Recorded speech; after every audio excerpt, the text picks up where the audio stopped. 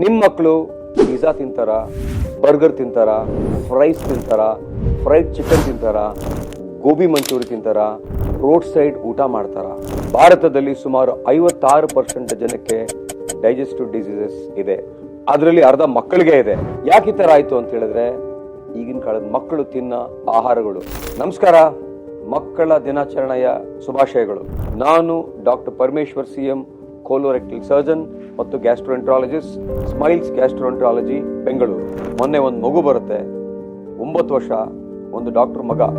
ಪೂರ ಆಗಿರುತ್ತೆ, ಅಂದ್ರೆ ಆಪ್ಸೆಸ್ ಆಗಿರುತ್ತೆ. ಆಪ್ಸೆಸ್ ಆದಾಗ ಯಾರೋ ಹೇಳ್ತಾರೆ ಅದೇನೇ 2 ನಿಮಿಷ ಕೆಲಸ ತೆಗಿಬಿಡ್ತೀನಿ ಅಂತ. ಆದ್ರೆ ಇನ್ನೊಂದು ಸರ್ಜನ್ ನನ್ನ ಹತ್ರ ಕಳಿಸ್ತಾರೆ. ಆ ಮಗು ಬಂದಾಗ ನಾವು ಕೊಲೊನೋಸ್ಕೋಪಿ ಮಾಡ್ತೀವಿ. ಮಾಡಿದಾಗ ಭಯಾನಕವಾದ ಒಂದು ಕಾಯಿಲೆ ಇರುತ್ತೆ, ಕ್ರಾನ್ಸ್ ಡಿಸೀಸ್. ಈ ಕ್ರಾನ್ಸ್ ಡಿಸೀಸ್ಗೆ ವಾಸಿನೇ ಇಲ್ಲ. ಕ್ಯಾನ್ಸರ್ ಆದ್ರೂ ವಾಸಿ ಆಗುತ್ತೆ, ಕ್ರಾನ್ಸ್ ಡಿಸೀಸು ವಾಸಿ ಆಗಲ್ಲ. ಒಂದು ಇಂಜೆಕ್ಷನ್ 40,000 ರೂಪಾಯಿ.